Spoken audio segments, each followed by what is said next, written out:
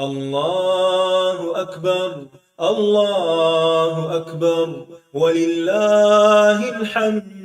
الله أكبر الله أكبر الله أكبر. لا إله إلا الله. الله أكبر الله أكبر ولله الحمد.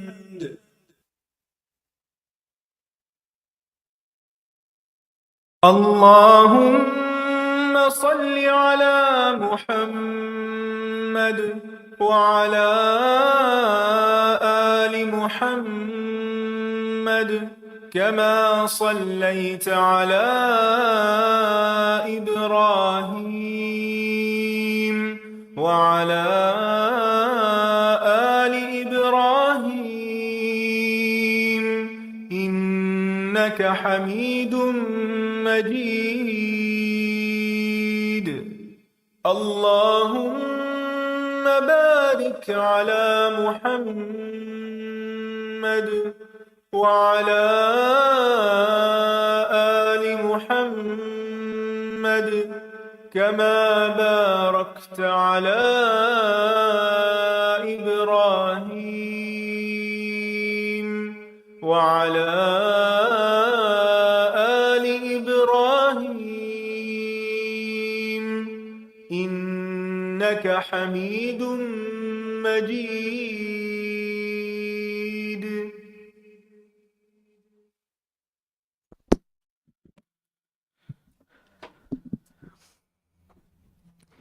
السلام علیکم ورحمۃ اللہ وبرکاتہ.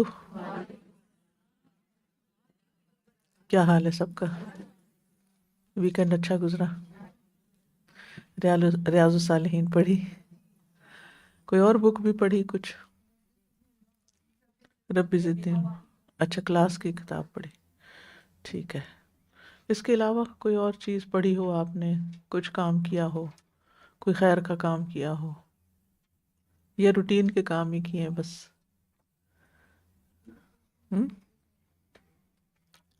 کچھ نہ کچھ نیا کرنے کا. اس ہفتے کچھ دوڑنے کا موقع ملا، الحمدللہ. بیسٹ ویکینڈ کہہ سکتے ہیں اگر دوڑنے کا اللہ کے رحم سے. الحمدللہ. ایک دن ملٹن گئے، ایک دن ہیملٹن گئے، الحمدللہ. بک سٹال لے کر گئے، لوگ نئے لوگوں سے ملاقات ہوئی، الحمدللہ. اور ان میں سے کچھ لوگ سیٹرڈے کو میٹریمونیل. اچھا، ماشاء اللہ، گڈ. تو کچھ نہ کچھ اور بھی کرنے کا سوچا کریں، تھوڑا سا وقت نکال لیا.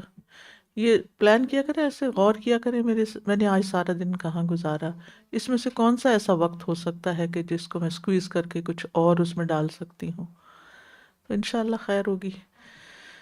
نحمدہ ونصلی علی رسولہ الکریم، اما بعد، فاعوذ باللہ من الشیطان الرجیم، بسم اللہ الرحمن الرحیم. رب اشرح لی صدری ویسر لی امری واحلل عقدۃ من لسانی یفقہوا قولی. كما أرسلنا فيكم رسولا منكم يتلو عليكم آياتنا ويزكيكم ويعلمكم الكتاب والحكمة ويعلمكم ما لم تكونوا تعلمون. باب بیان جماعت من الشہداء فی ثواب الآخرۃ ویغسلون ویصلی علیہم بخلاف القتیل فی حرب الکفار. اس جماعت کا بیان، ان لوگوں کا بیان جو آخرت کے اجر کے اعتبار سے شہید ہے، یعنی اجر کے اعتبار سے شہید ہے، یعنی دنیا میں بظاہر وہ شہادت نہیں پا رہا لیکن آخرت میں اس کو اجر ملے گا. انہیں غسل بھی دیا جائے گا اور ان کی نماز جنازہ پڑھی جائے گی. اس شخص کے برعکس جو کافروں کے ساتھ لڑائی میں شہید ہو جائے، یعنی اس کی نہ نماز جنازہ ہوتی ہے اور نہ ہی اس کو غسل دیا جاتا ہے. ٹھیک ہے، کتنی سہولت ہے نا. ایک تو یہ ہے کہ بعض اوقات اس زمانے میں جو جنگیں آمنے سامنے ہوتی تھی اس میں اس طرح کی قتل و غارت ہوتی تھی کہ جسم سلامت نہیں ہوتے تھے یا جسم سے بہت زیادہ خون نکل جاتا تھا، تب اس میں مزید اس کو نہلا کے تو آپ سوچیں کہ اس کا کیا باقی رہے گا۔ اور پھر یہ کہ بعض جیسے جنگ احد میں 70 لوگ شہید ہو گئے تھے، اگر 70 جنازے پڑھنے پڑتے یا چلو 70 کے اکٹھا بھی پڑھ لیتے، لیکن ان کا جنازہ گاہ تک لانا اور پھر ان کو کفن پہ یعنی اس طریقے سے دفنانا وہ ایک مشکل کام تھا۔ تو نبی صلی اللہ علیہ وسلم نے آسانی کے لیے ایک ایک قبر میں ایک سے زیادہ کو اکٹھے بھی دفنایا۔ تو ہمارے دین کی ہر چیز، ہر حکم کے اندر کوئی نہ کوئی حکمت ہے۔ غور و فکر کر کے بہت سی اور باتیں بھی سامنے آ سکتی ہیں، وقت کے ساتھ ساتھ جو ترقی ہوتی ہے زمانے کی تو انسان کے دماغ کھلتا ہے، نئی چیزیں سامنے آتی ہیں تو یہ حکمتیں بھی اور طرح سمجھ آتی ہیں۔ بہرحال چونکہ شہادت کا باب ایسا ہے کہ ہر شخص جو پڑھتا ہے وہ کیا چاہتا ہے کہ اس کو بھی یہ رتبہ نصیب ہو، لیکن ظاہر ہے کہ اب نہ تو اس طرح کی وہ صورتحال ہے، اور خاص طور پر جو خواتین ہیں ان کے لیے تو ایسے مواقع نہیں ہے، تو پھر اور کون سی ایسی موتیں ہو سکتی ہیں جن کو شہادت کہا جا سکتا ہے۔ عن ابی ہریرہ رضی اللہ عنہ قال قال رسول اللہ صلی اللہ علیہ وسلم الشہداء خمسۃ المطعون المبطون والغریق وصاحب الہدم والشہید فی سبیل اللہ، متفق علیہ۔ ابو ہریرہ رضی اللہ عنہ سے روایت ہے کہ رسول اللہ صلی اللہ علیہ وسلم نے فرمایا، آخرت کے اجر کے اعتبار سے شہید 5 ہیں: طاعون سے مرنے والا، مطعون، پیٹ کی بیماری سے مرنے والا، ڈوب کر مرنے والا، دب کر مرنے والا، اور اللہ کی راہ میں شہید ہونے والا۔ اور اس میں ایمان شرط ہے نا، یعنی ایسا شخص جس کو طاعون کی بیماری ہے یا پیٹ کی بیماری میں کوئی کینسر ہو سکتا ہے، ویسے کوئی تکلیف ہو سکتی ہے، پہلے حیضہ کی وبا پھوٹ جاتی تھی، اور ڈوب کر مرنے والا تو آبویس ہے، اور دب کے مرنے والا جیسے کوئی بلڈنگ گر جاتی ہے یا کوئی ایسے کوئی تودا گر جاتا ہے، جی کہ زلزلے میں، جی ہاں، اور اللہ کی راہ میں شہید ہونے والا، اس کا درجہ تو سب سے بلند ہے۔ تو شہداء کا لفظ جو ہے یہ شہید کی جمع ہے، اور شہید کا لفظ شہادت سے ہے، اور شہادت کا معنی گواہی۔ شہید کو شہید کیوں کہتے ہیں؟ کیونکہ وہ اللہ اور اس کے رسول نے اس کے حق پر ہونے کی گواہی دی ہے۔ یا شہود سے ہے، شہود حاضری کو کہتے ہیں کہ رحمت کے فرشتے اس کے پاس حاضر ہوتے ہیں، یا یہ کہ یہ خود میدان جنگ میں حاضر ہوتا ہے اور جان کا نذرانہ پیش کرتا ہے۔ اور شہید یعنی فعیل کے وزن پر بمعنی فاعل، یعنی جو گواہی دینے والا ہوتا ہے اس بات کی کہ اللہ کی ذات برحق ہے، یہ دین برحق ہے، میں اس کے دفاع کے لیے اپنی جان بھی دے سکتا ہوں۔ المطعون، مطعون کا لفظ جو ہے یہ طعن سے ہے، اس کے کئی معنی علماء نے بیان کیے ہیں۔ طاعون کے مریض کو بھی کہتے ہیں کسی تیز دھار آلے سے زخمی ہونے والا، جیسے چھری ہے یا کوئی اسی طرح کی اور چیزیں، کچھ شیشہ لگ گیا، کچھ یعنی کٹ گیا، اس سے زخمی ہو گیا۔ اور جنات کے حملے سے اندرونی طور پر زخمی ہونے والا۔ جی جی جی ہاں، تان کہتے ہیں نا، تان کس کو کہتے ہیں؟ چبھونے کو، چبھونا، یعنی کوئی بھی ایسی چیز جو کسی کو آ کے اس طرح چبھ جاتی ہے جس سے اس کی جان چلی جاتی، جیسے گولی لگ جاتی ہے آج کل مثال کے طور پر، وہ بھی تان ہے نا، متون ہے۔ امام نووی کہتے ہیں طاعون سے مشہور بیماری مراد ہے یہ جسم پر پھوڑوں اور سوزش کی شکل میں انتہائی المناک بیماری ہوتی ہے جس میں ورم بھی آ جاتا ہے، سوجن بھی آتے، انفلمیشن ہو جاتی، پھوڑے پھنسی کے ارد گرد کا حصہ سیاہ، سبز یا خاکی مائل یا بنفشی رنگ کا ہو جاتا ہے۔ اس کے ساتھ ساتھ دل کی دھڑکن تیز ہو جاتی ہے، الٹیاں شروع ہو جاتی ہیں۔ عام طور پر یہ پھنسیاں بغلوں، پیٹ کے نچلے حصے، ہاتھوں، انگلیوں، جسم کے دیگر حصوں میں نکلتی ہیں، یعنی اس زمانے کی بیماری۔ اب اس سے ملتی جلتی کئی بیماریاں سامنے آ گئی ہیں. مثلاً اس سے ملتی جلتی کیا بیماری ہو سکتی ہے؟ چکن پاکس وغیرہ، میزل وغیرہ جو ہے، چکن گونیا. جی ہاں. اسی طرح ہرپیس، اس میں بھی اسی طرح سخت تکلیف ہوتی ہے، لیکن آئی ڈونٹ نو اسے کوئی ڈیتھ ہوتی ہے کہ نہیں. بہرحال اس طرح کی کوئی چیز جو انسان کے جسم میں زخم کر دے، سوزش کر دے، تکلیف دہ ہو، وہ اسی میں آ جاتا ہے. پچھلے دنوں جو افریقہ میں ایبولا پھیلا تھا نا، بالکل یہی سے. اچھا، ایبولا اسی طرح کا تھا. اچھا جی جی. کوڑ کا مرض ہو سکتا ہے، کیونکہ پھوڑے پنسیاں تو اس میں بھی ہیں نا. ہاں، کینسر پہلے زمانے میں نہیں ہوتا تھا، اور اب آپ دیکھیں کینسر میں یہ ساری علامات پائی جاتی ہیں، اور وہ تکلیف دہ ہے انتہائی. اور اسی طرح آپ دیکھیں کہ جو سٹروکس ہو جاتے ہیں، سٹروک جو ہو جاتا ہے، یعنی برین سٹروک، برین ہیمریج وغیرہ ہو جاتا ہے، اور اس میں بھی کچھ علامات اس طرح کی پائی جاتی ہیں. بس شرط یہ ہے کہ انسان ایمان والا ہو، لا الہ الا اللہ پڑھے، جس کا آخری کلام ہو، اور اس مصیبت پر وہ صبر کرنے والا ہو، اللہ سے شکوہ نہ کرے کہ مجھے یہ بیماری کیوں لگ گئی. آپ دیکھیں کہ قرآن مجید میں سورۃ البقرہ میں اللہ سبحانہ و تعالیٰ نے ہمیں پہلے سے خبردار کر دیا کہ مصیبتیں آئیں گی. کبھی خوف سے آئے گی، کبھی بھوک سے آئے گی، کبھی جان جانے سے آئے گی، کبھی اور مختلف طرح کی، یعنی مال وغیرہ کے نقصان کی شکل میں آئے گی، یعنی تکلیفیں آئیں گی. تو اس میں اجر کس کے لیے؟ الذین اذا اصابتہم مصیبت، اصابہ کا مطلب ہوتا ہے کسی چیز کو جا کے لگ جانا. ان کے اوپر کوئی مصیبت لگ جاتی ہے، آ پڑتی ہے، تو وہ کیا کہتے ہیں؟ انا للہ و انا الیہ راجعون. تو اس میں آپ دیکھیے کہ اور پھر آگے اللہ تعالیٰ فرماتے ہیں ایسے لوگوں پر یہ لوگ ہدایت پر ہیں، ان پہ رحمت ہے، نوازشیں ہیں.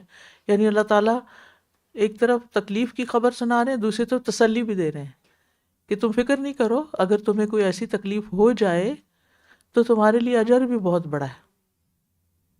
تو اس میں ہمارے سیکھنے کی جو بہت بڑی بات ہے وہ یہ کہ یہ زندگی امتحان کے لیے ہے نا.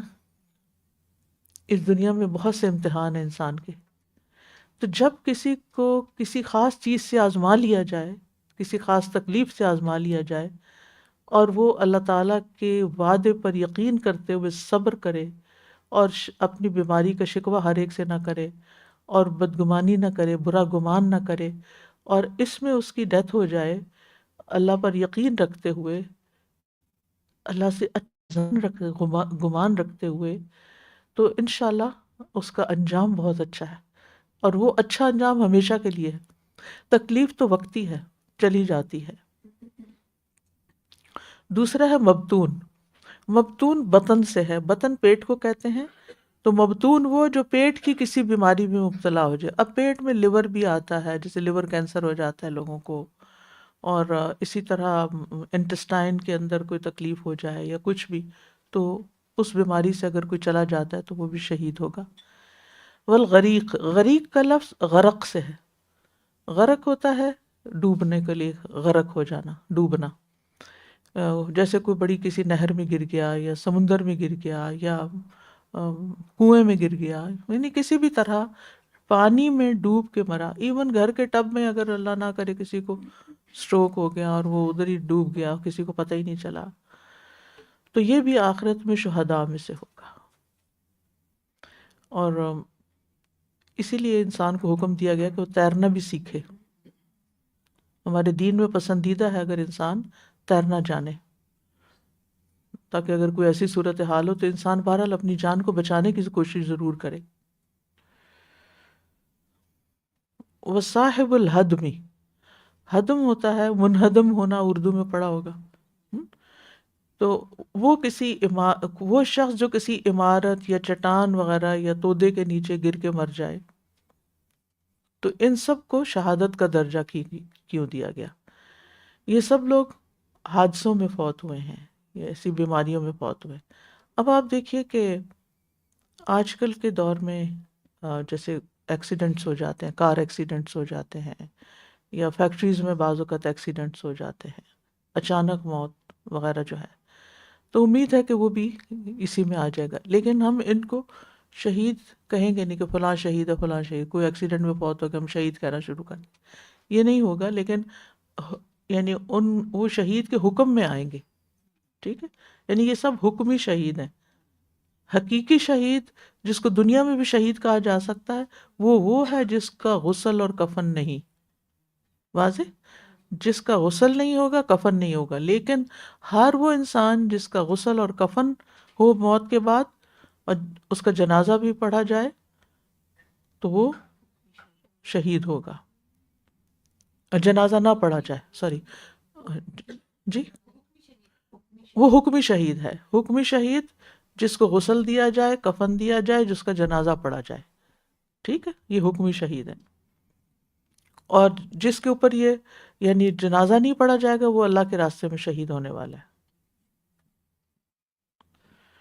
اسی طرح جو باقی شہداء ہیں جن کا اوپر ذکر ہوا ہے، یہ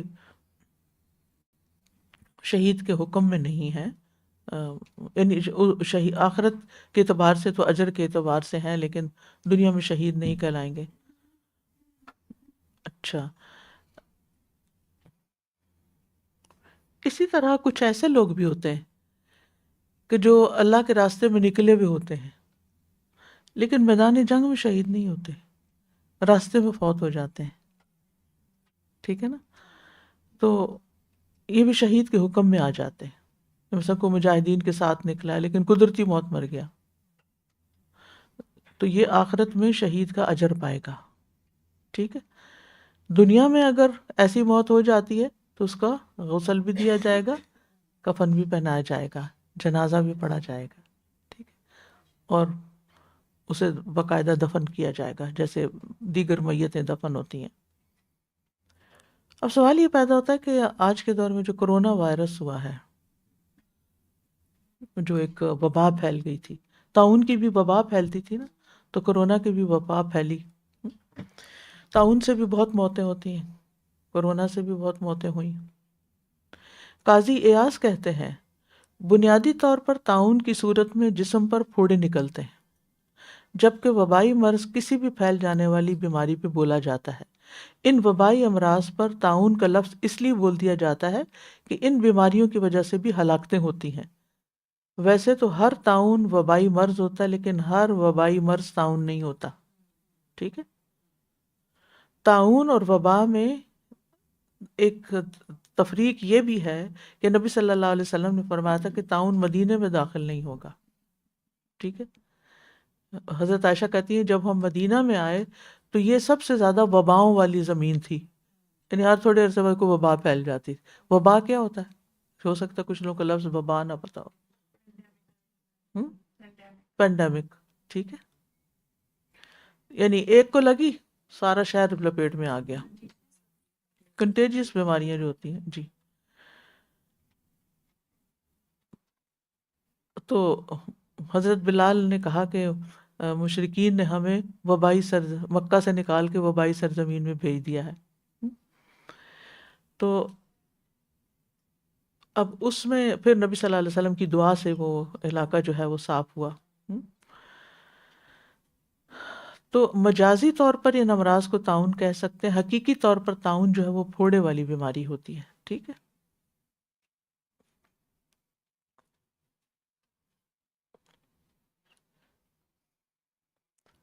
اور طاعون کا جو حملہ ہوتا ہے نا وہ جسم کے مخصوص حصوں پر ہوتا ہے، پورے جسم پر نہیں ہوتا، جیسے چیچک وغیرہ ہے یا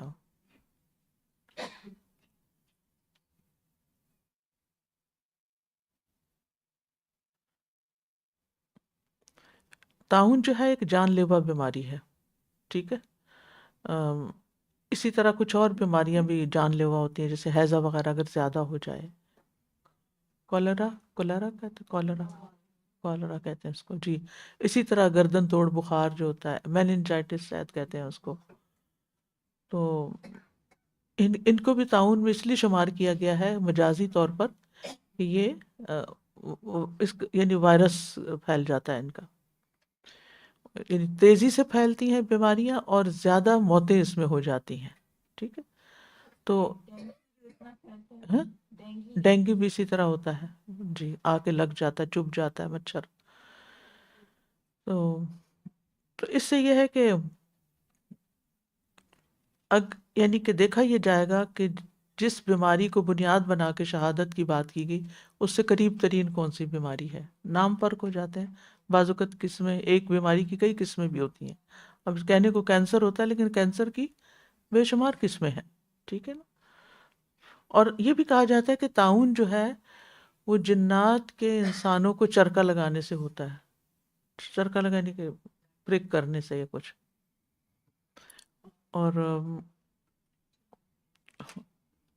اسی طرح یہ ہے کہ تو بہرحال جس پر یعنی اوور آل جو کہنے کا مطلب یہ ہے اس ساری ایکسرسائز کا کہ جو بیماری بھی انسان پر اچانک آ پڑے اور بہت تکلیف دہ ہو جائے اور اس کے نتیجے میں ڈیتھ ہو جائے اور وہ مریض جو ہے وہ اللہ کے اوپر ایمان رکھتے ہوئے صبر کرتے ہوئے اللہ کی رضا پہ راضی ہو کر دنیا سے جائے تو انشاءاللہ اس کو بہت بڑے درجات ملیں گے.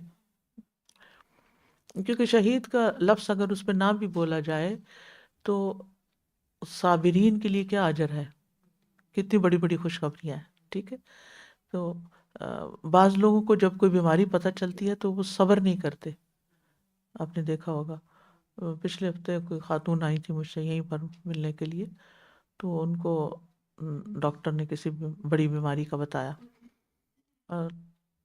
تو وہ بیماری تو ایک طرف، لیکن ان کی ذہنی حالت اتنی خراب ہو چکی تھی تو کافی مجھے ان کی کاؤنسلنگ کرنی پڑی، ان کو سمجھانا پڑا، ان کو اچھی اچھی باتیں ان کو میں نے بتائیں. میں نے کہا کہ یہ بیماری تو اپنی جگہ ہے اور یہ ٹھیک بھی ہو جائے گی، کچھ مثالیں بھی میں نے دی، لیکن جو آپ کی ذہنی حالت ہے اس کو زیادہ ٹھیک ہونے کی ضرورت ہے. کیونکہ بہت سی بیماریاں جو ہیں وہ انسان کی وہ بیماری کی وجہ سے نہیں وہ زیادہ شدت پکڑتی، یعنی بیماری خود سے خود شدت اتنی نہیں پکڑتی جتنا ہماری ذہنی سوچ اور ہمارا جو رویہ ہے وہ اس کو ایگریویٹ کر دیتا ہے. تو اس پر کام کرنے کی ضرورت. ہمارے دین کی خوبصورتی ہے کہ ایسی خوشخبریاں دی گئی ہیں، ایسی تسلی دی گئی ہے، ایسا کنسول کیا گیا ہے کہ انسان بیماری میں بھی خوشحال رہے، اسے ایکسیپٹ کر لے. ٹھیک ہے.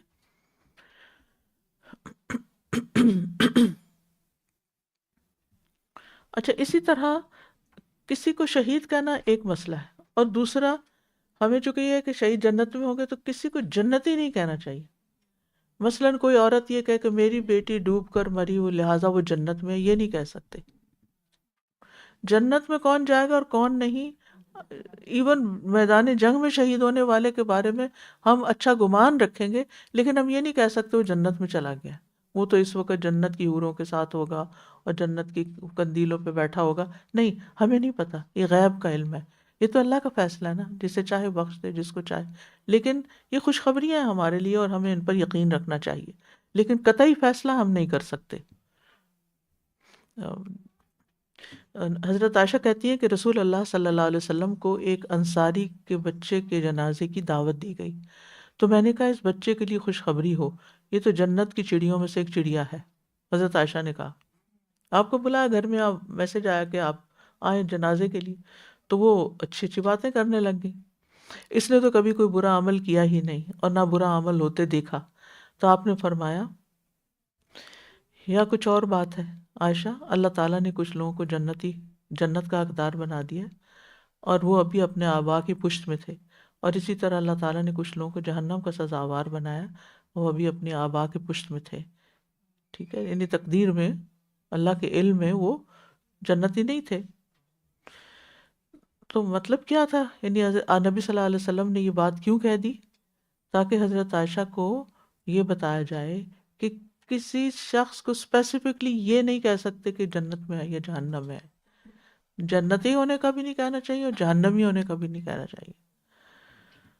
یہ فیصلہ صرف مالک یوم الدین کا ہے، اللہ تعالیٰ فیصلہ کرے گا کہ کس کو کہاں جانا ہے.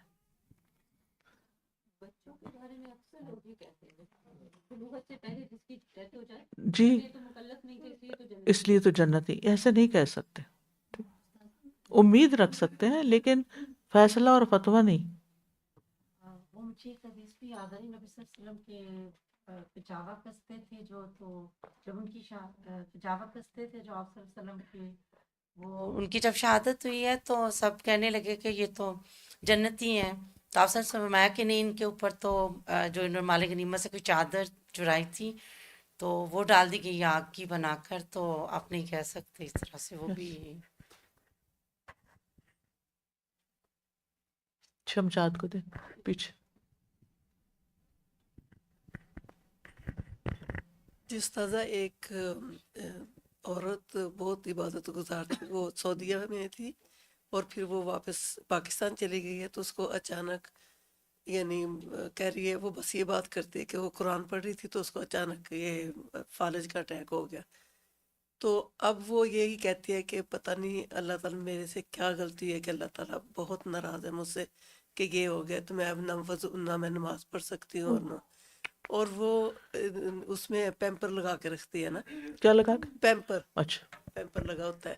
تو وہ اس صورت میں وہ کیسے نماز، اس کو بس یہی بار بار یہی افسوس کرتی ہے نا کہ میں نماز میں اب وہ عبادت نہیں کر سک رہی، وہ نماز نہیں پڑھ سک رہی. یعنی یہ بار بار ذکر کرنے کی ضرورت ہی نہیں، کیونکہ یہ اللہ کا فیصلہ تھا، اللہ کی طرف سے ایک چیز آئی ہے، اب اسے ایکسیپٹ کر لینا چاہیے.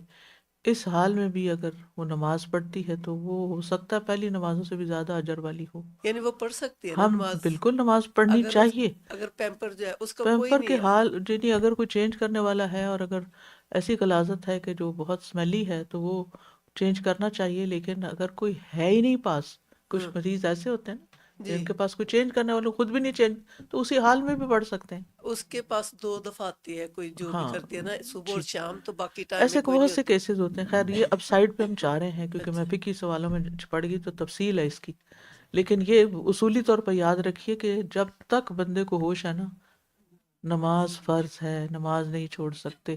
چھوٹی چھوٹی چیزوں کو عذر بنا کے کہ اب ہم ناپاک ہیں. اچھے بھلے چلتے پھرتے لوگ کہتے ہیں نماز کیوں نہیں پڑھے، کپڑے ناپاک. بھائی کیوں ناپاک ہے؟ آپ انتظام کر کے رکھو، اپنا خیال کرو. تو نماز نہیں چھوڑی جا سکتی کسی بھی حال میں. تیمم کر لیں، لیٹ کے پڑھ لیں، اشاروں سے پڑھ لیں. اور باقی یہ ہے کہ پتہ نہیں مجھ سے کون سی غلطی، تو ہم کون سا وقت ہے کہ ہم غلطیاں نہیں کرتے، اور ضروری نہیں ہوتا کہ کسی خاص غلطی کی وجہ سے ہی کوئی مصیبت آئے. وہ لکھا ہوتا ہے وَبِمَا كَسَبَتْ أَيْدِيكُمْ بھی ہے، اور اس کے علاوہ بھی آتا ہے مَا أَصَابَ مِن مُصِيبَةٍ فَبِإِذْنِ اللَّهِ. ٹھیک. وَمَن يُؤْمِن بِاللَّهِ يَهْدِ قَلْبَهُ. جو اللہ پر اعتماد کرے گا اللہ اس کے دل کو تسلی دے دے گا، ہدایت دے دے گا. ٹھیک ہے. تو اللہ کے ہر فیصلے کو اپنے آپ کو سمجھانا چاہیے کہ نہیں یہ اللہ کا فیصلہ ہے، مجھے اسے ایکسیپٹ کرنا ہے. ایکسیپٹ کر لیں گے نا تو ریلیکس ہو جائیں گے. نہیں کریں گے، اور اس وقت انسان کمزور ہوتا ہے، یہ یاد رکھیے. شیطان اٹیک کر دیتا ہے، وسوسے ڈالتا ہے. لہٰذا ایسی صورت میں جب انسان کی ذہنی حالت خراب ہونے لگے تو سمجھے کہ شیطان کا وسوسہ ہے. اب اس شیطان کے وسوسے کو دور کرنے کے لیے تعوذات پڑھنے چاہیے. ایاک نستعین میں پورا چیپٹر ہے تعوذات کا، یعنی اعوذ باللہ والی دعائیں پڑھنی چاہیے، یعنی شیطان سے بچنے کے لیے اللہ کی پناہ لینی چاہیے. تو اس میں آپ دیکھیے کہ ایسے ایسے واقعات تاریخ میں ملتے ہیں صحابہ کے، تابعین کے، کہ جن کو ایسی شدید بیماریاں ہوئی لیکن وہ انتہائی خوشحال لوگ تھے. وہ حضرت عروہ بن زبیر تھے نا، کہ جن کی جو گھوڑے سے گر گئے تھے اور ان کی ٹانگ ٹوٹ گئی تھی، پھر وہ کاٹنی پڑی. تو اور پھر یہ کہ ان کا بیٹا اس حال میں فوت ہو گیا، انہیں خبر اچانک ملی، تو بالکل راضی برضا کہنے لگے کہ میں نماز شروع کرتا ہوں تو میری ٹانگ کاٹ لینا. تو جتنا زیادہ اللہ پر ایمان ہوتا ہے نا، دنیا کی مصیبتیں اسی اعتبار سے کم ہو جاتی ہیں. جتنا توکل بڑھتا ہے اتنا ہی پریشانیاں کم ہوتی ہیں. یہ یاد رکھیے، توکل زیادہ ہوگا، ایمان زیادہ ہوگا، تکلیفیں کم محسوس ہوں گی. وہ ہوں گی صحیح لیکن کم محسوس ہوں گی. سوال ہے آپ سے جیسے کہ ڈلیوری کیس میں یہ ڈلیوری کیس ابھی میں آگے آ رہی ہوں کہ اور بھی آ رہے ہیں لوگ شہادت میں. اب یہاں اس حدیث میں صرف 5 کا ذکر ہے، ٹھیک ہے، جبکہ اور بھی کئی لوگ شہادت کے رتبے سے نوازے جائیں گے. تو کیا یہ کنٹرڈکشن ہے؟ نہیں، کنٹرڈکشن نہیں. ایک موقع پر تھوڑی سی نبی صلی اللہ علیہ وسلم کی تعلیم کا طریقہ یہ نہیں تھا کہ کٹھی لسٹ پکڑا دیتے تھے کہ یہ پوری کیٹیگری دیکھ لو، یہ شہیدوں کی ہوگی، ایسے نہیں تعلیم دیتے تھے. موقع کی مناسبت سے تھوڑی تھوڑی. قرآن بھی کیسے نازل ہوا ہے؟ تھوڑا تھوڑا. اسی طرح حکمت ہے، حدیث تو حکمت ہے، ایک ہی دفعہ میں بہت سی باتیں نہیں بتا دی گئیں، بس اتنی بتائیں کہ لوگ انہیں یاد بھی رکھ سکتے، کیونکہ حدیثیں بھی زبانی یاد کرتے تھے لوگ. یہ باقاعدہ علم تھا. یعنی نبی صلی اللہ علیہ وسلم اٹھ کر جاتے تھے، صحابہ اٹھتے نہیں تھے اس وقت تک جب تک اس کا مذاکرہ نہ کر لیتے اور اس کو یاد کرتے تھے، پھر اس کو آگے روایت کرتے تھے، اور اس طرح یہ احادیث ہم تک پہنچی ہیں. اب مثال کے طور پر یہاں 5 قسم کے ہیں. ایک تو وہ مشہور شہید، اور باقی 4 مختلف طریقوں سے فوت ہونے والا. لیکن کچھ اور لوگوں کا تذکرہ بھی آتا ہے. مثلاً حمل کی وجہ سے مرنے والی عورت جس کے پیٹ میں بچہ بن چکا ہو، وہ بھی شہید ہے. یعنی ہماری ایک خالہ کی ڈیتھ ہوئی تھی، تو فل ٹرم بیبی تھا اور ان کی ڈیتھ ہو گئی، تو وہ ڈیلیور ہی نہیں کر سکا کوئی، تو وہ بچہ بھی ساتھ فوت ہو گیا، اور وہ بھی، اور پھر دفنائے بھی اکٹھے ہی گئے، اندر ہی ساتھ ہی ماں کے گیا. تو ایسی عورت جو حالت حمل میں ہو اور اسی حال میں وہ فوت ہو جائے، تو وہ بھی شہید کا درجہ پاتی ہے. اسی طرح ولادت کے بعد، ولادت کی تکلیف سے مرنے والی عورت، آپ نے دیکھا ہوگا، میری ایک دوست تھی، تو ان کا بیبی ڈیلیور ہوا تو ایکسیسو بلیڈنگ ہو گئی، خون ختم ہو گیا جسم سے، فوت ہو گئی. تو جب میں اس کو دیکھنے کے لیے گئی، ایک دن پہلے میری ملاقات ہوئی تھی اور مجھے نہیں پتا تھا کہ جانے والی ہے. تو جب وہ فوت ہو گئی، تو جب میں دیکھنے کے لیے اس کو گئی، تو اس کے کپڑوں میں خون لگا ہوا تھا. مجھے بالکل ایسا لگا جیسے کوئی شہید لیٹا ہوا ہو. پہلا بچہ تھا، بالکل جوان اور طاقتور، صحت مند، کوئی بیماری نہیں. لیکن یہ ایسی چیز ہے کہ کوئی کچھ بھی نہیں کر سکتا. پھر اسی طرح پھیپھڑوں کی بیماری سے فوت ہونے والا، اگر کسی کو لنگس کینسر ہو یا ویسے پھیپھڑوں میں کوئی تکلیف ہو جائے، اور سانس کی تکلیف، سانس کی بیماریاں کتنی ہیں، سانس کی تکلیف سے اگر کوئی فوت ہو رہا ہے تو اس کے لیے بھی شہادت ہے. لیکن یہ یاد رکھیے کہ شہید فی سبیل اللہ کا درجہ سب سے بلند ہے. ٹھیک ہے، ایک ہے خاص شہید اور ایک ہے عام شہید. یہ عام شہید ہیں باقی، اور خاص شہید وہ جو اللہ کے راستے میں ہو. وَأَنْهُ نیکسٹ حدیث ہے، وَأَنْهُ قَالَ قَالَ رسول اللہ صلی اللہ علیہ وسلم مَا تَعُدُّونَ شُهَدَاءَ فِيكُمْ قَالُوا يَا رسول اللہ من قتل فی سبیل اللہ فهو شہید قال ان شهداء امتی اذن لقلیل قالوا فمن هم یا رسول اللہ قال من قتل فی سبیل اللہ فهو شہید ومن مات فی سبیل اللہ فهو شہید ومن مات فی الطاعون فهو شہید ومن مات فی البطن فهو شہید والغریق شہید. رواہ مسلم. سابق راوی ہی سے روایت ہے کہ رسول اللہ صلی اللہ علیہ وسلم نے فرمایا، تم اپنے اندر کن لوگوں کو شہید شمار کرتے ہو، کس کس کو شہید سمجھتے ہو تم؟ صحابہ کرام نے عرض کیا، جو اللہ کی راہ میں قتل کر دیا جائے وہ شہید ہے. آپ نے فرمایا، تب تو میری امت میں شہداء کم ہوں گے. یعنی سب کو تو وہاں جانے کا موقع نہیں ملتا، تو شہید تو پھر کم ہو گئے.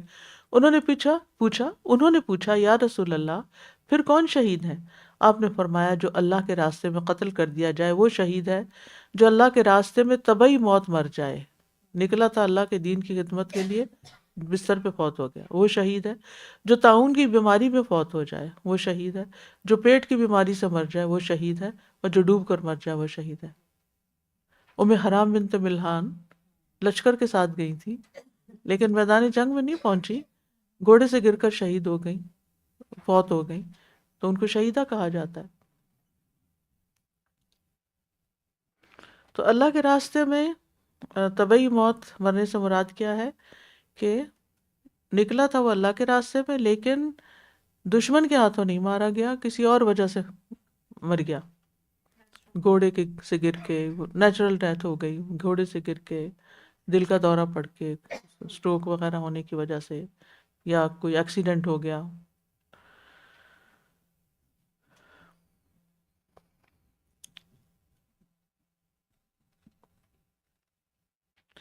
بات یہ ہے کہ موت جو ہے نا ایک بڑی یقینی چیز ہے. یقینی چیز ہے. اسی لیے قرآن مجید میں موت کو کیا کہا گیا؟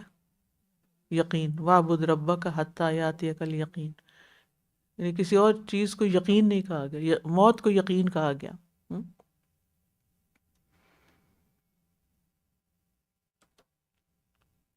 اور یہ انسان کے لیے زندگی کا سب سے تلخ تجربہ ہے. اس کے ساتھ کئی تلخیاں ہیں. ایک تو موت کی تکلیف اپنی جگہ تلخ ہے، دوسرے جو جدائی کا احساس ہے، تیسرے جو ریگریٹس ہیں. کس چیز کے ریگریٹس؟ کہ ہم نے نیکیاں کیوں نہ کی، اپنی زندگی کیوں ضائع کر دی، بیکار میں کیوں وقت ضائع کیا. اور خاص طور پر جوانی. تو بات یہ ہے کہ یہ ایک بے چین کرنے والا خیال ہوتا ہے. موت جو ہے وہ کہتے ہیں نا کہ اکثروا ذکر ہادم اللذات، لذتوں کو توڑنے والی چیز یعنی موت کا ذکر کثرت سے کیا کرو تاکہ انسان کو اپنی آخری ٹھکانہ آخرت یاد رہے. بات یہ ہے کہ آپ کچھ بھی کر لیں، کتنی بھی اچھی صحت بنا لیں، ایکسرسائز کریں، ڈائٹ کا خیال کریں، بیماریوں سے بچیں، بریدنگ کریں، جو چاہیں کر لیں، لیکن جب موت آنی ہے ایک دم آ جائے گی. اکثر لوگ جو ہیں وہ موت کے بارے میں سوچتے رہتے ہیں. یعنی ہم میں سے ہر ایک کے دل میں خیال آتا ہے. جو غافل ہوتے ہیں ان کے دل میں ذرا کم آتا ہوگا، لیکن جو کانشیس لائف گزارتے ہیں ان کے دل میں زیادہ آتا ہے. اور جب ہم آخرت کے بارے میں پڑھتے رہتے ہیں تو، لیکن بعض لوگ بہت کم سوچتے ہیں اس کے بارے میں، بہت کم دھیان دیتے ہیں. تو اب یہ جو پریشانی آتی ہے ہمارے اوپر کہ مرنا ہے، تو اس سے کیسے نبٹ سکتے ہیں اس پریشانی؟ کچھ لوگ تو اوور ویلمڈ ہوتے ہیں، ان کے دماغ پر یہ وسوسہ چھا جاتا ہے کہ تمہیں موت آ جائے گی. کوئی شخص بتا رہے تھے کہ ان کی والدہ گاڑی میں ان کے ساتھ جا رہی تھی اور راستے میں کہنے لگی کہ بیٹا میرے سینے میں درد ہو رہا ہے. تو انہوں نے کہا کہ ٹھیک ہے، ٹھیک ہو جائے گا، ہو جاتا ہے، کبھی گیس وغیرہ ہو جاتی ہے کچھ تو ایک دم پین شروع ہو جاتی. تو تھوڑی دیر میں پھر کہتی ہے مجھے درد ہو رہا ہے، اور تھوڑی دیر کے بعد ختم ہو گئی وہیں. اب وہ بیٹے نے سارا منظر اپنی آنکھوں سے دیکھا اور بالکل گھر سے ٹھیک ٹھاک چلی، اور جیسے نارمل انسان کوئی کام کرنے نکلتا ہے نا، یہاں سے وہاں تک جائے. اب وہ بچے نے جو دیکھا، اس کے ذہن میں ایسا خوف بیٹھا موت کا کہ ہر وقت جیسے پرچھائیں کی طرح ساتھ لگی ہوئی ہے کہ میں کسی وقت بھی مر سکتا ہوں، میں کسی وقت بھی مر سکتا ہوں، مرنے میں تھوڑی سی دیر ہوگی.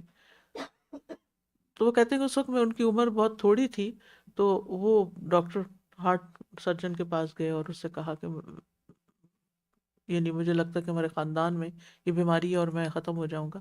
تو وہ سارا چیک کر کے کہا کچھ بھی نہیں ہے تم نہیں. بہرحال اس ڈاکٹر نے کافی کاؤنسلنگ کی، تو جب جا کے اور پھر کسی اور کے پاس بھی گئے کہ موت کا ایک وقت ہے، ہر وقت موت کے خیال میں مت رہو کہ جس کی وجہ سے دنیا میں کوئی کام نہ کر سکو، تو اس سے نکلو. تو کچھ لوگوں کو فوبیا ہو جاتا ہے، وہ ہر چیز میں سمجھتے ہیں کہ مرنے لگے ہیں. تو یہ بھی چیز جو ہے یہ درست نہیں ہے، کیونکہ یہ زندگی بڑی قیمتی ہے اور ہمیں یہاں پر اپنے وقت کو صحیح طور پر استعمال کرنا چاہیے. مرنا تو ہے ہی، لیکن ہر وقت نہیں مرنا چاہیے کہ مرنے سے پہلے ہی نہ مریں.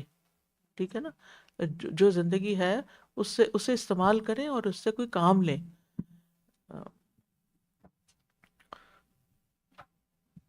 شکر ہے اللہ نے موت کا وقت نہیں ہمیں بتایا، ورنہ تمہارے لیے کھانا پینا چلنا پھرنا ہی حرام ہو جاتا.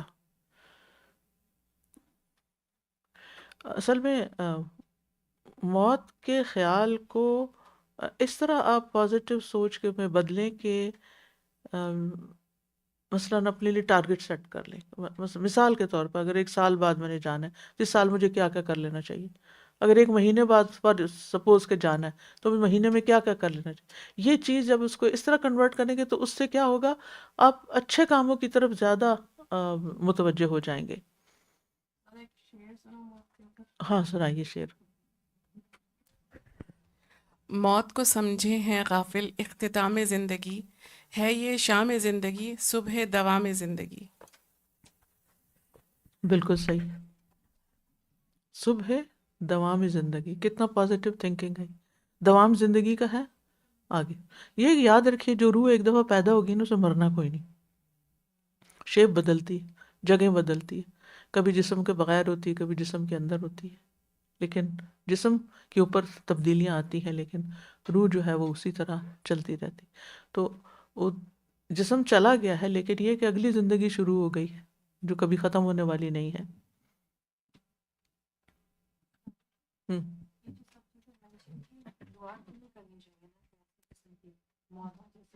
بس شہادت کی موت مانگنی چاہیے، یہ طریقے نہیں پوچھنے مانگنے چاہیے. اللہ بچا کے رکھے، عافیت میں رکھے. نیت کے ساتھ بھی ہے نا، بس اچھے کاموں میں لگے رہیں. کوئی پتہ نہیں کب موت آ جائے اور آپ اچھا کام کر رہے ہوں گے تو انشاءاللہ وہ بھی شہادت گنی جائے گی انشاءاللہ.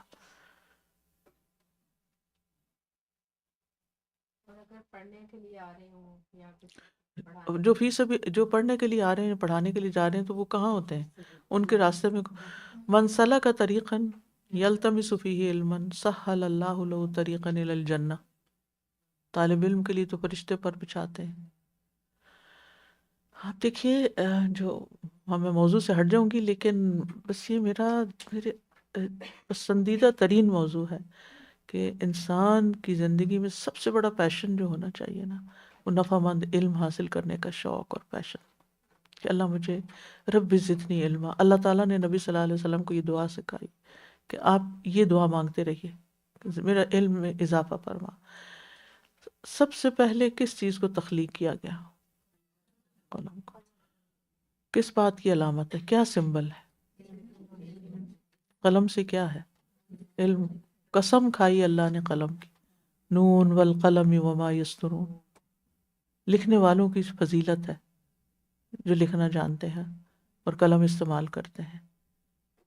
پھر آپ دیکھیے کہ پہلی وحی کیا نازل ہوئی ہے؟ اقرا پڑھو. تو ہمارا دین ہمیں کیا سکھاتا ہے؟ سب سے زیادہ اہم کرنے کا کام کیا ہے؟ پڑھنا لکھنا. دو لفظ ہیں، پڑھنا لکھنا.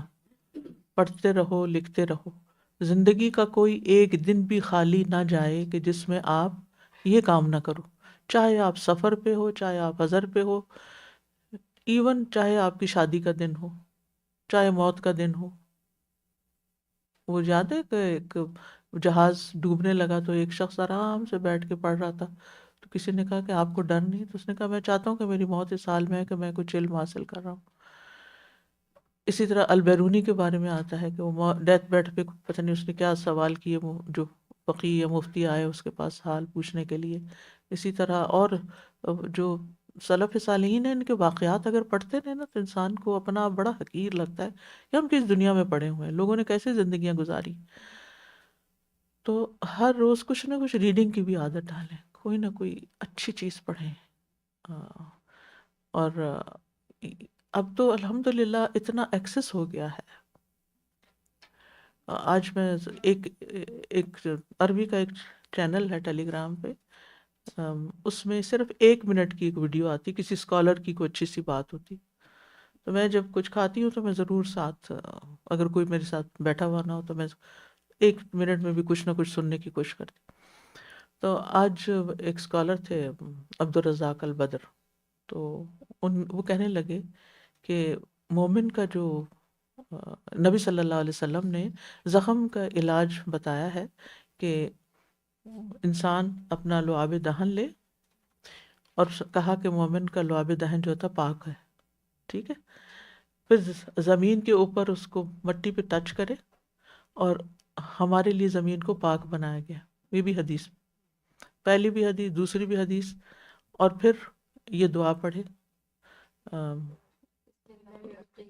نہیں، بسم اللہ تربت اردنا بریقت بادنا یشفا بہ سقیمنا. اور شفا دینے والا یہاں اللہ ہے. تو مجھے ان کی ایکسپلینیشن 1 منٹ کی تھی، اتنی اچھی لگی کہ ہر چیز کے ساتھ انہوں نے دلیل دی تھی، ہر چیز کے پیچھے. کیوں لگائے تھوک؟ تھوک تو ہمارے تو گندی ہے نا، ہم تو وسواس کرتے. تھوک بھی پاک ہے، زمین بھی پاک ہے. اور پھر زخم کے اوپر آپ لگائیں گے. پہلے زمانے میں بھی ساری دوائیاں وغیرہ تو نہیں ہوتی تھی کیمیکل سے بھری ہوئی، تو اسی چیز سے لوگ ٹھیک ہو جایا کرتے تھے. یشفا بھی سقیم ہونا بِإِذْنِ ربنا. تو مومن جو ہے اپنا سارا اعتماد اللہ سبحانہ وتعالیٰ پہ رکھتا ہے. تو یعنی تو اگر جب ہم کہتے ہیں نا دعا مانگتے اللہم یسر لی جلیسا صالحا، تو ایسے علماء کی صحبت کہ جس میں انسان کو کوئی اچھی بات سکھا دے کہ اس کے دل کا یقین بڑھ جائے. کہتے ہیں اصل عالم وہ ہوتا ہے جس کی مجلس میں بیٹھ کر آپ کے ایمان میں اضافہ ہو، آپ کے یقین میں اضافہ ہو، وہ شک سے یقین کی طرف آپ کو لے جائے. یہ علامت ہے. یعنی انسان کہتا ہے نا کس کو سنے کس کو نہ سنے.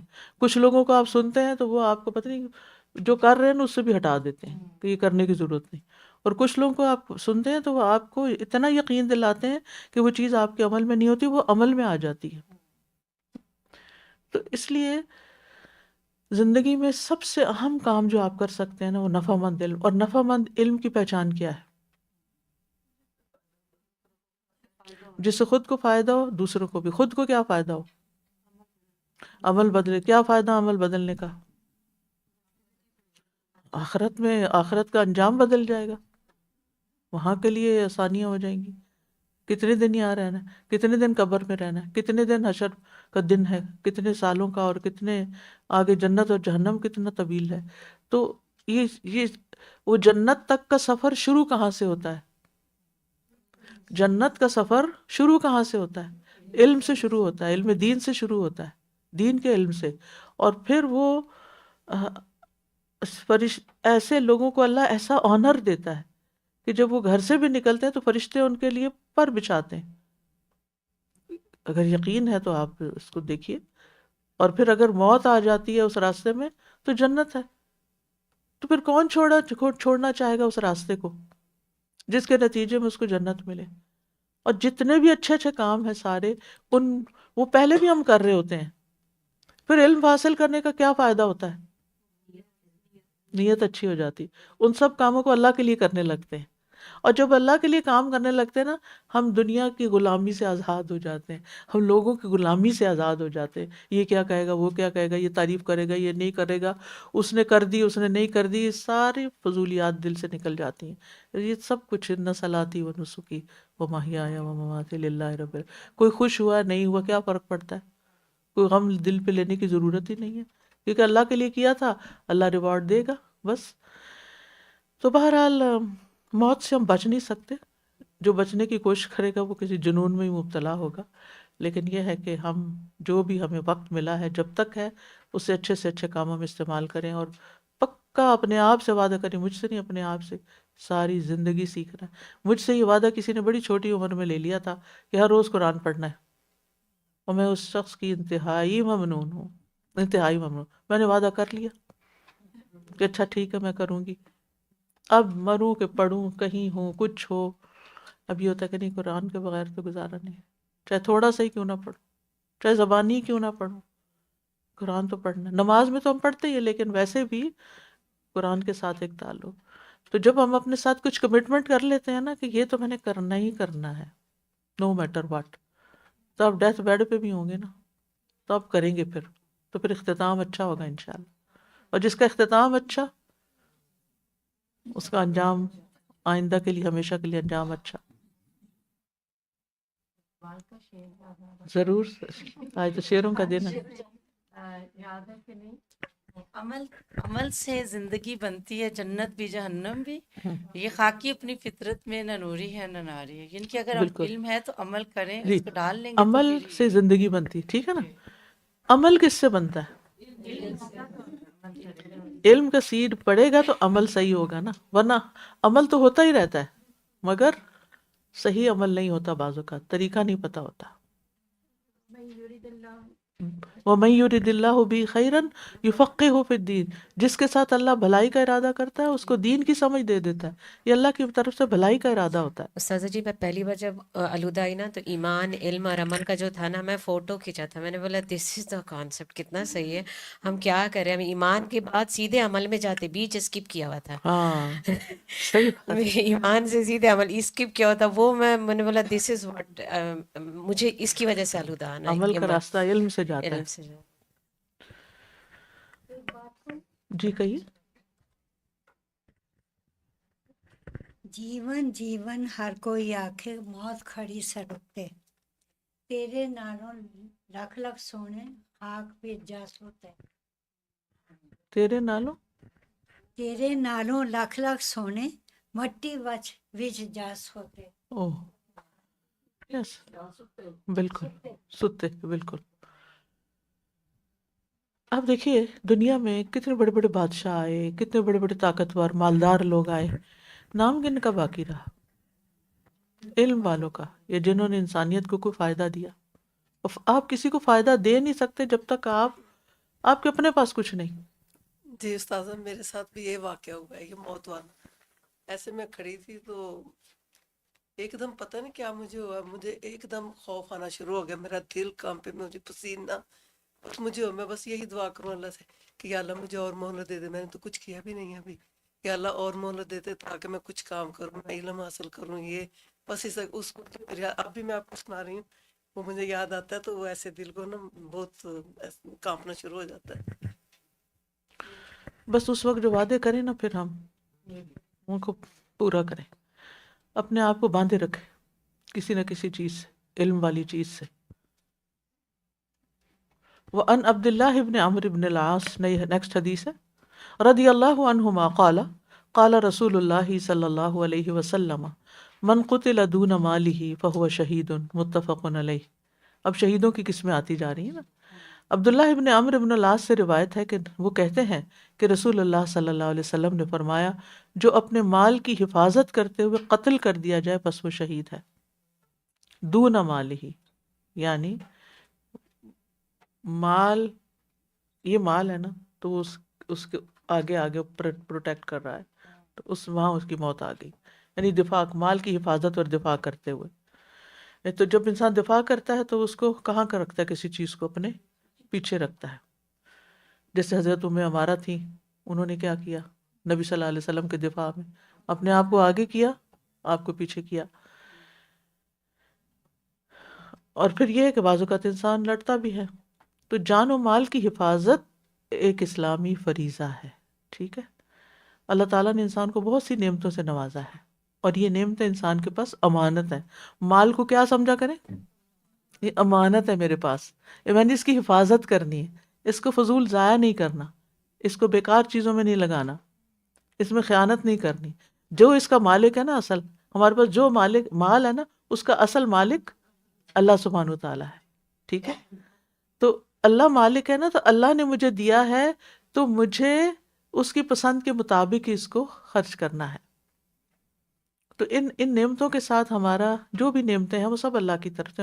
وما بکم من نعمت فمن اللہ، سب اللہ کی طرف سے ہے. تو نعمتوں کے ساتھ ہمارا سلوک کیا ہونا چاہیے؟ نمبر ایک یہ کہ ان کا حصول جائز طریقے سے ہو، صرف خواہشات کی بنا پر نہ ہو.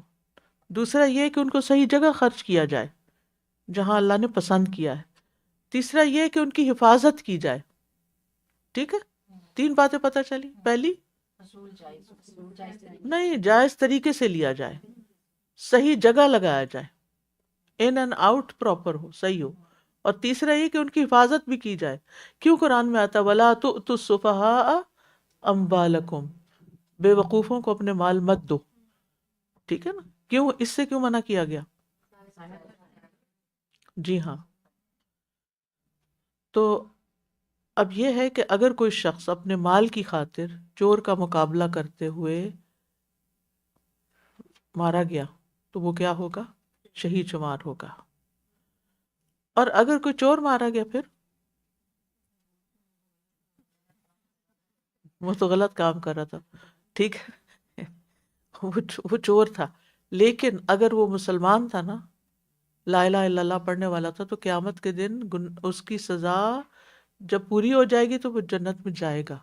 ٹھیک ہے، لیکن اب وہ جو چوری کی نیت سے کھڑا تھا نا اور اسی پہ مارا گیا، توبہ تو نہیں کی نا، توبہ کے بغیر مر گیا.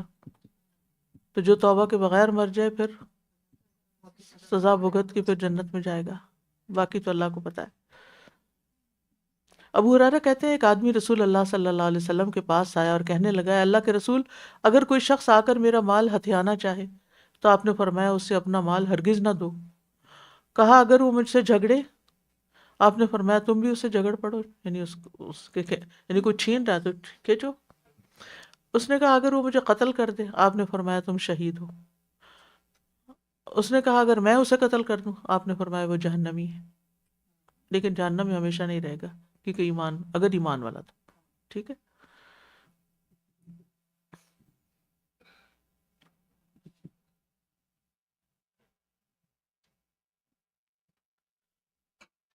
امام نبوی کہتے ہیں یہ ذہن نشین کر لو کہ شہداء کی 3 اقسام ہیں۔ ایک دوران جنگ کسی بھی جنگی سبب سے قتل ہونے والا، ایسے شخص کو آخرت میں شہداء والا ثواب ملے گا، اور شہداء کے دنیاوی احکامات بھی اس پر لاگو ہوں گے، اور کیا کہ نہ اس کا غسل نہ جنازہ۔ دوسرا جس کا ثواب شہید والا ہوگا لیکن شہادت کے دنیاوی احکامات اس پر لاگو نہیں ہوں گے، اور جن کا ذکر اوپر پڑا نا، ہم نے پیٹ کی بیماری والا، طاعون والا اور وبا سے مرنے والا، مال کی حفاظت کر کے، اور اسی طرح اور لوگ بھی، ان کا غسل کفن بھی ہوگا اور نماز جنازہ بھی ہوگی۔ لیکن اس کا یہ مطلب نہیں کہ پہلی قسم والوں کی طرح ان کا ثواب ہوگا، ٹھیک ہے؟ درجات ہیں، بالکل، ہر لکل درجات مما عملوا، اصل کہانی تو عمل کیا نا، کرتے کیا ہیں۔ اور تیسرا وہ شخص جس نے مال غنیمت وغیرہ میں خیانت کی، حالانکہ وہ کفار سے لڑتا ہوا شہید ہوا، دنیا میں اس کے اوپر کس کے احکام لاگو ہوں گے؟ شہید کے، ٹھیک ہے، شہید کے، اسے غسل نہیں دیا جائے گا، اس کا جنازہ نہیں پڑھا جائے گا، لیکن آخرت میں اس کے لیے کامل ثواب نہیں ہوگا شہادت کا۔ اگر اس نے کوئی ایسا کام کرتے ہوئے گیا ہے جیسے قرض ہے اس کے سر پہ، ٹھیک ہے، یا پھر کیونکہ قرض کا گناہ شہید سے بھی نہیں معاف، یا اس نے خیانت کر لی تو وہ اس کی پھر اللہ ہی بہتر جانتا ہے، جو بھی اللہ نے اس کے ساتھ معاملہ کرنا اس کی سزا دے گا یا معاف کر دے گا، یا جو، لیکن وہ شہادت کے اس درجے میں نہیں ہوگا جہاں اس کے باقی ساتھی شہید شہادت کے درجے میں ہوں گے۔